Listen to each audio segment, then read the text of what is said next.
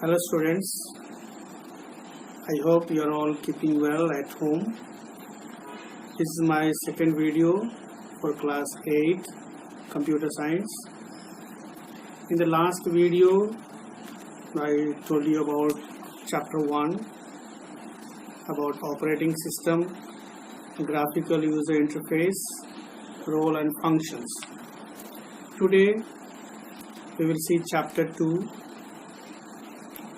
In this chapter 2, I am going to tell you about spreadsheet, functions and charts. In order to understand the things better, I would like to ask you to take out your computer book and I will try to explain the important topics of this chapter. I hope you are all aware with spreadsheet. You have already worked in spreadsheet. So today we will see the different functions and charts in the spreadsheet in MS Excel. So I will show you on the screen all the different topics which we are going to discuss. So I will show you on the screen.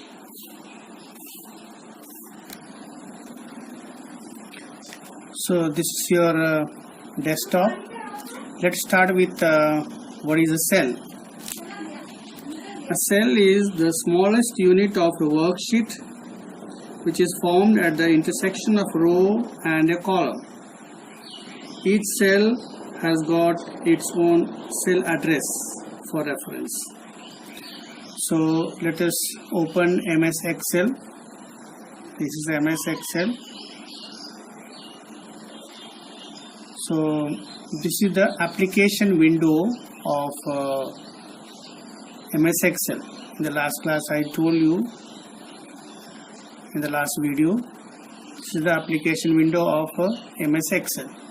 Now what we see here, this rectangular object we call as a cell. It's an intersection of rows and columns. You can move left, right. So this is the cell, which is the intersection of rows and columns. Now what we see this side here, A, B, C, D, these are the columns, and here 1, 2, 3, 4, these are the rows. So for example, this cell is in the place and its address is called C3 because it's in column number C and row number 3. So its address will be C3. Suppose we bring it here. So its address will be B2 because it's in column B and row number 2. So this is the address of this cell. And the cell can be anywhere like C. So when the cell pointer is located in a worksheet, is called a cell, active cell. So this is the active cell, means like D3 is the active cell. This is the cell pointer. We have got a boundary of this rectangle. Now we come to the range of cells. Suppose we open an MS Excel document, like suppose we open this one. So what we see here is MS Excel document. We can see different entries here, roll number, and this is a mark sheet of class 8B. Now, what is a range of cells? A range of cells is a group of cells that have been selected or highlighted and which form a shape of a rectangular box. So suppose you click here and drag down, like you drag down here up to here. So this is called a range of cells, a group of cells which forms a rectangle. Now this can be arranged from here also. Just you have to click and left click and drag the mouse up to wherever you want the range to be selected, and once you are done, then you release the mouse. So this is called a range of cells.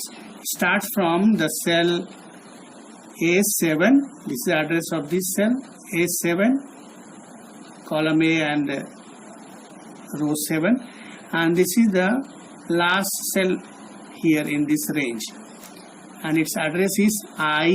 This is the I column and row 17. So this range is from A7 to I17.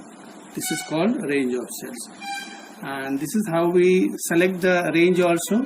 Just you have to left click and drag the mouse pointer and release the button, then you are able to select the range. Now selecting rows. Selecting rows, there is a row header. Like suppose you bring it here, this is called row header. So suppose we click here on this here. So you have selected this particular row. Which row it is? 9th row it is. This is how we select a particular row. Suppose you want to select row number 12. So you click it here. So you select the whole row number 12. Selecting the partial range, the same way, like suppose you want to select from here to in this particular row only up to here you want to select. Then you have to left click and drag the mouse on the right side and release the button till you want. That's the selecting the partial range. That is on page number 22. Now page number 23, selecting columns. Column, suppose for example column E. So here is the column header. So if you click here, you will select the whole column only, column E. So this whole column is being selected. Suppose you want to select partial columns. From here, then you have to left click and drag down the mouse till you want that selection to be done, and then release the mouse button. So you are able to select the partial range in a column. Now page 24, we have got sheet tab in a spreadsheet. Now this is the active sheet. By default, MS Excel provides 3 worksheets. You can see here on the bottom left corner, sheet 1, sheet 2 and sheet 3. So the active worksheet is named sheet 1. This is the default worksheet, and this is the sheet tab also. So we can name a sheet tab or rename it. So for that, what you have to do, you have to bring the pointer here and right click over here. Then there is an option here, rename. So you have to choose this rename, and you can write any name you want. Like here you want to type mark sheet. Then this sheet has been renamed. Now you can see here sheet 1 is not visible. Now it is mark sheet. The same way you can rename the sheet tab also. Deleting the sheet tab. You can delete any sheets you want. Like suppose you want to delete sheet number 3, then you have to right click over here and delete option. Then you won't get sheet 3 here. You have got sheet 1 and sheet 2. So sheet 1 is renamed as mark sheet. Now coming to page 25, cell referencing. Now what is cell referencing? Every cell in a worksheet has a cell address. Like here I told you, now the cell is in the location A1. That is its address. So every cell in a worksheet has a cell address through which it is referred, and when this address is used in a formula, it is known as cell referencing. So when we use this address in a formula, It is called cell referencing. And MS Excel provides 3 different ways to refer to a cell. So there are 3 types of referencing. One is relative referencing, then absolute referencing, and mixed referencing. Page number 25. Now let's see relative referencing.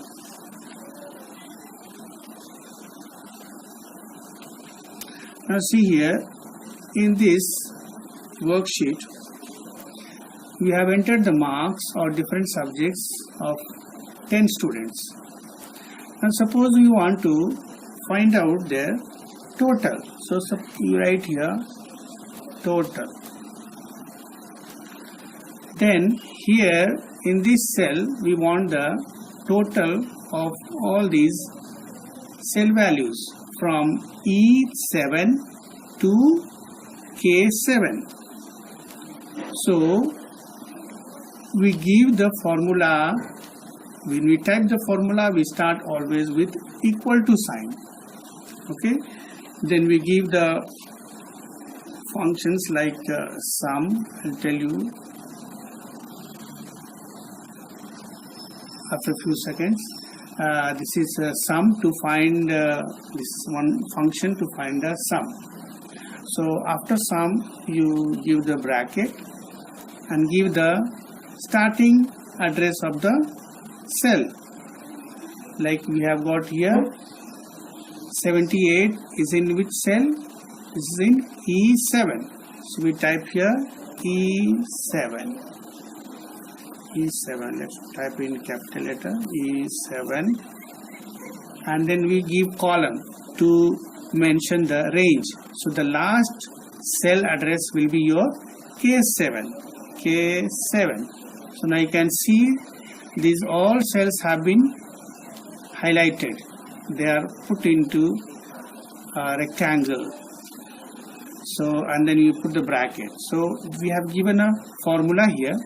We have used the function sum here to find the sum, the total. So E7 to K7, this is the range. We have mentioned this range in this function called sum, and we have given equal to sign to show that it is a formula. Once we enter, we will get the sum of all these values into cell L7. So let's press enter. Yes, we have got the sum. This is 555 is the total of all these values from E7 to K7.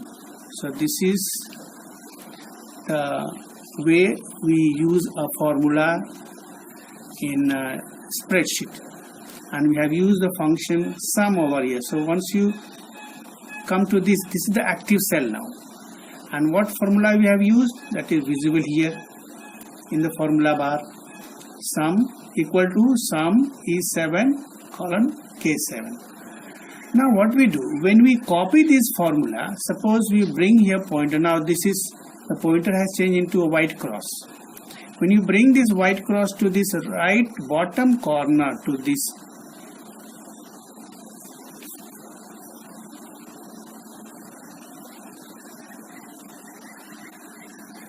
you can see the pointer has changed into a black cross. So when it has changed into black cross, we have to click and drag down. Now we are copying this formula in different cells, and once we release, it will be copying the formula in different cells. Once we release, we have got the sum of all these values. Now let us see how this referencing has taken place. This formula which was given, sum E7 K7. Now when we come down, let us see the formula which has changed here. See the formula change. E7 has changed into E8 and K7 has changed into K8. So what has happened here? Every cell address has changed its address. When a formula is copied to a new cell, the corresponding cell address changes with reference to the new cell addresses. E7 has changed into E8 K7 has changed into K8 like that. So when we move down, you see, so relative to the position of these addresses, cell addresses, the referencing has taken place. This is called relative cell referencing. Now we come to absolute referencing.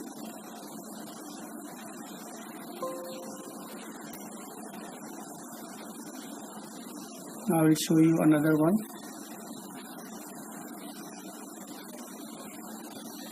This is your absolute referencing. Here see, the values are entered for principal, time and interest and amount. Now to find the interest here, see, I have put the cell on this place and we have given the formula here. See, A6 into B6 into $F $3. Now to find a simple interest, the formula is principal into rate into time divided by 100. Now what happens here? Principal into time, A6 into B6, we have given this formula. Now F3 here we have the value 0.05, that is a 5% is the rate given here, and the value stored in this cell becomes absolute cell, a cell which has got a absolute value, it will never change. Now the formula we have given in this, so cell address F3 is prefixed with a dollar sign, $F $3. So F3 is written as $F $3. So this cell is an absolute cell and this is used in the formula, so it is called absolute referencing. Now what has happened here, it has taken this one and this value to be multiplied together. It's already divided here. 0.05 means 5 by 100, 5%. So we have got this interest. Now to copy this formula, once again you have to bring the pointer here when it changes into black cross and click and drag over here down. So we have got these values as interest. We have calculated the interest. So when we have copied the formula down, you see the second cell over here, it has changed A7 B7. Earlier it was A6 B6, but this was not different, it is same, $F $3. It has not changed. So now it has taken this value and again the same value, which is the rate of interest, and it has calculated. So when you come down here, when we copy a formula and we use an absolute cell, it is called absolute referencing. So it has taken this value and this value, and it has multiplied. This is called absolute referencing. Now let's see mixed referencing. Mixed referencing. In mixed referencing, what happens? It's a combination of relative and absolute referencing, in which the data of one cell is kept absolute and the other is made relative, and they are operated together in a formula. Like suppose you want to calculate the area of rectangle, we have got length and breadth entered here, and here to find the area we have given a formula here, $B $3 into B $4. Now B3 is having a value 12. So 12 is made an absolute value, absolute cell, which is fixed here, and which will be multiplied by B4, value in B4. But we have used a dollar before the row number, not before the column number. So the column will change, but row will not change when we copy the formula. So we have multiplied length and breadth to find the area, and we have got the result 96. Now when we copy a formula to the right side, what happens? The row will not change. Row is 4, but column will change. So when we copy a formula right side like this and release the button, we have got the values of this. Now let's see, this value has come with the formula $B $3 into C $4. So this is an absolute cell. 12 has been used here, not 15. 12 has been used, and C4, this cell has changed. Here the column is changed but the row is not changed. It's in the, so 12 and 10 are taken into consideration. This is the mixed referencing. Here 60 also is the product of 12 and 5.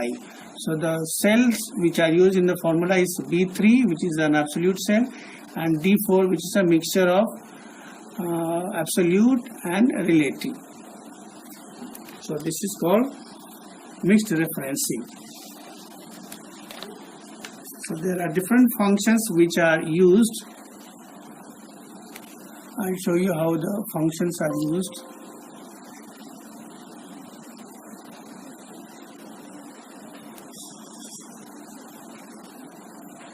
I told you about how to find the total.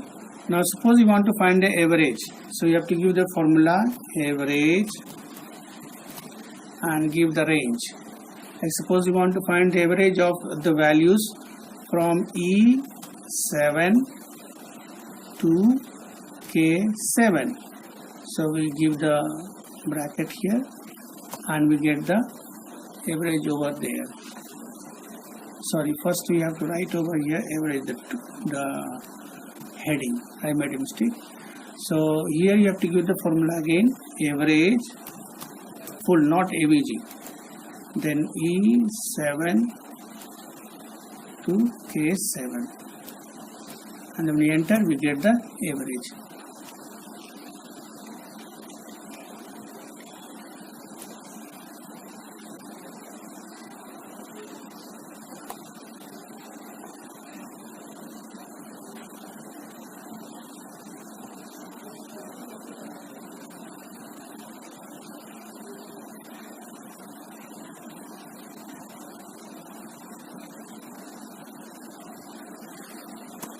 We just give the value formula once again, equal to average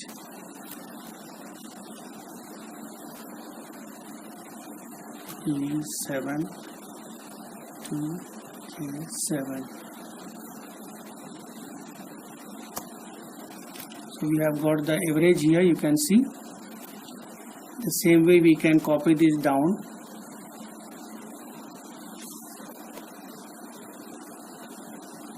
We get the average. Now we have got max to find the highest value. So you can write here the heading highest.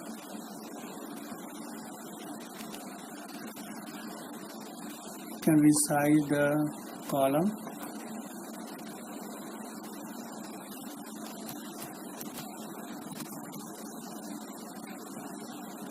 You can give the formula equal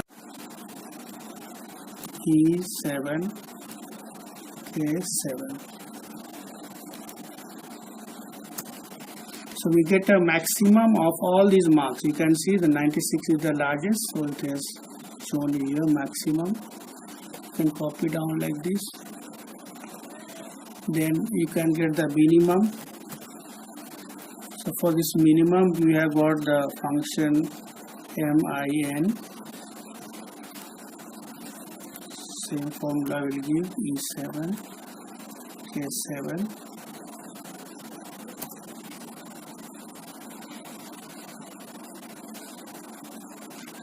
And we copy down. This is the way we use sum, average, max and mean. Now to print the charts, suppose you select this range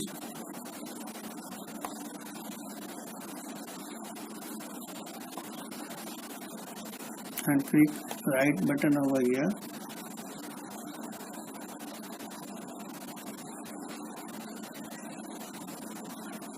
You can use the charts over here. So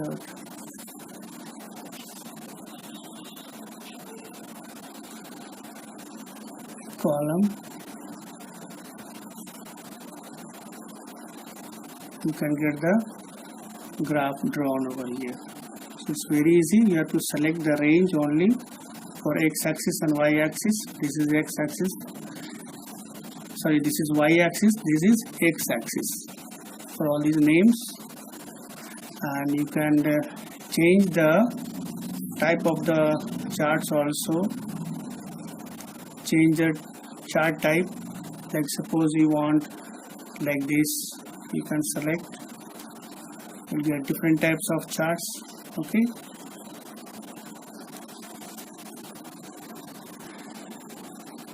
so children, with this we come to the end of this chapter. We have seen the spreadsheet, different functions and charts. So